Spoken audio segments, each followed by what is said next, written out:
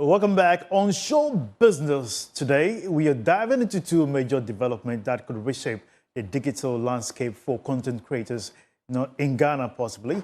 First, Communications Minister Samuel George has announced sweeping increases in data bundle allocations across all major telecom networks, effectively July 1st, 2025.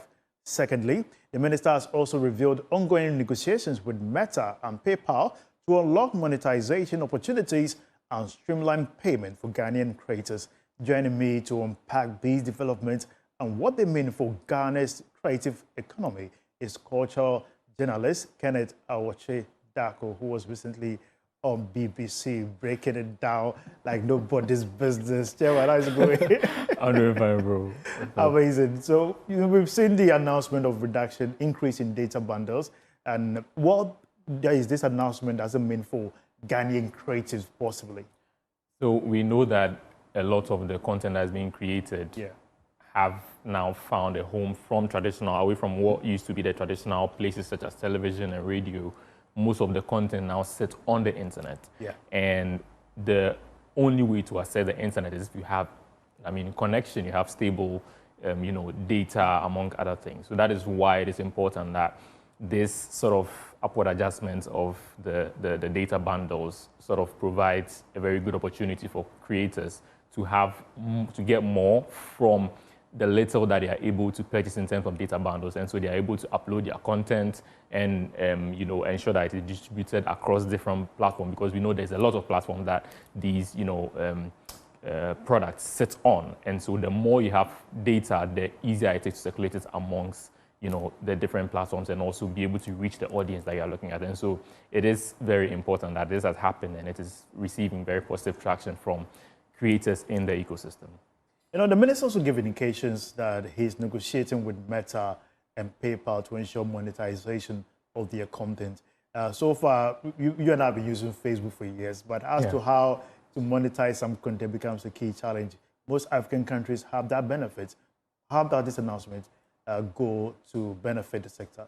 So I think late last year on this same show, we talked about the fact that Facebook, for instance, is seeing some gradual monetization in Ghana. I mean, it's been on and off since that time that announcement was made, or that modality was detected. It has not seen any progressive, action in terms of earnings for the creative economy. And so that is why it's important that this conversation that Minister Sam George is talking about is had, because once there is some agreement between the government and Meta, which is in charge of Facebook and Instagram, almost all those platforms, it is easier for creators to be able to monetize and get more value from the content that they produce. Currently, as we speak, a lot of the earnings that are being gotten by these creators are from third-party contractors who take the opportunity or take advantage of the gap that is in existence to be able to help these creators get as much as they can, and also they take a cut from that, which also takes away some money from the revenue that these creators are putting into their way. And so it's important that these conversations are had. That is why it is also being touted as a good move if this seems to materialize in the future. What do you make of the conversation about the PayPal? Why is it a big deal? So PayPal, as we know, has been a very universal way of financial transaction. Is accepted almost everywhere, especially in the West. It is one of the major means of payment. And also in terms of the technological ecosystem, we know that e-commerce is a big deal. Anything you want to do on the internet and you have to pay for it, usually PayPal is one of the options, or the most probable option that will be given to you. And so the fact that it is inactive in Ghana is causing a lot of creators to lose money from content that could have potentially brought them some revenue as well. And so that is why when last night the Minister Sam George mentioned the fact that he is in conversation with PayPal to ensure that they come back into the system. Because mind you, they used to operate in Ghana up until like 2004.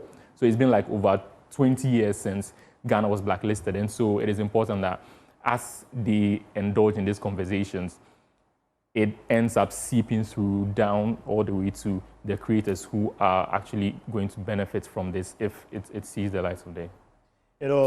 For quite some time, we saw the back and forth with the minister on Twitter, tech guy, a lot of conversations, attacking some just saying before, there were a lot of things he proposed. I could see some slides and exactly. Switch to the best data plan. But Sam George has received his fire and is now taking the glory for now. Right. But, So, I mean, as Yeah. all of these things happen, it is important that content creators prepare Yeah. for the rollout. Because, I mean, when it comes to the increase in data Okay. bundles, it's going to be implemented July 1. So All we are right. hoping that content creators prepare for that. They focus on original content and also look out for the all right. updates. Thank you very much, Kenneth Awachedako, for giving us that insight. We'll bring you up to date conversation here on the marketplace. Thank you for watching today's edition. My name is Winston Taki. Enjoy the rest of our program. Have a good business day.